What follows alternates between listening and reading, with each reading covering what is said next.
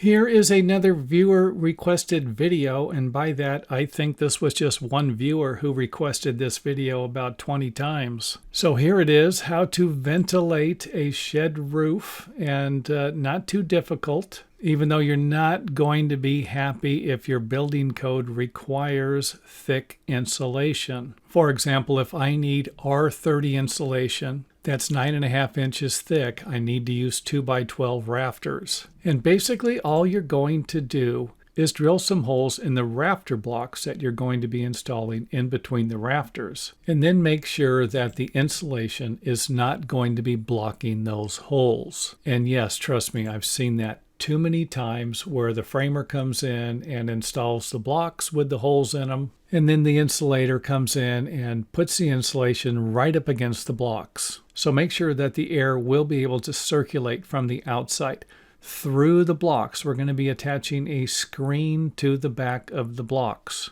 and this will usually be a galvanized metal screen that's usually going to have 1/4 inch by 1/4 inch holes in between the screening. And you can usually attach the screen to the wood with a stapler or even small screws or nails. And the reason for that will be to prevent creatures larger than those holes to get into your attic. And then we're going to do that on the other side also, to allow air to cross ventilate, to go from one side to the other side. And again, I can't stress this enough. You can't use a 2x8 rafter and then R30 insulation. So not too difficult, I hope, to figure out. And if you want to shape the insulation, you can do that also, just as long as we got the airflow there. Or you can install a board like we did here. And this is another common method used by carpenters. And with it, you can run the insulation all the way to the block, just as long as there's no way for the insulation to push the block up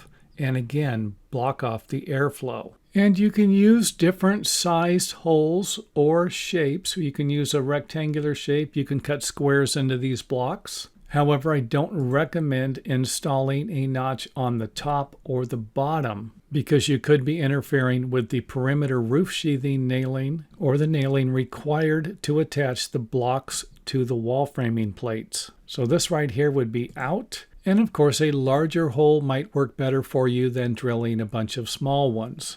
Next up, let's go ahead and take a look at a soffit vent. And for a soffit vent, you're still going to need the holes going through the blocking. And I do realize some carpenters just remove one of the blocks. That could be another option if that's okay with your engineer. If not, you're going to be drilling holes in the soffit or purchasing materials that will allow for the proper ventilation. Next up, let's go ahead and try to help you figure out the size of the holes you might need to drill. And even though I couldn't find any specific information on a vaulted ceiling or a shed roof like this one, where we're dealing with venting individual roof framing bays or the area in between the rafters, so I'm going to use the standard rule of thumb, which is 150-to-1 ratio, to be on the safe side, and the minimum space from the top of the insulation to the bottom of the roof sheathing needs to be at least 1 inch. So let's go ahead and break out our calculator, and I'm going to pretend that this area is 2 feet or 24 inches and it's 20 foot long. So to find the area that I need for the holes, I'm just simply going to multiply 2 feet times 20 feet to give me 40. Then I'm going to convert it to square inches by multiplying 144. That's going to give me 5,760 square inches of area here. And then I'm going to use the ratio of 150. So I'm just going to divide 150 into this number. That gives me 38.4 square inches. And then we're required to round that number up, which would be 39 square inches. Then I'm going to divide that number into 18.5 square inches. That's what I'm going to need on each side. And now that I have that number, I can either drill some holes or create a space that would create an 18.5 cubic inch space. And hopefully that makes sense. Now, the last thing I want to point out is to make sure that you check with your local building department for clarification, because their interpretation might be a little bit different. And if it is, let us know in the comment area. along with any questions you have about the video, and I will try to answer them as soon as possible.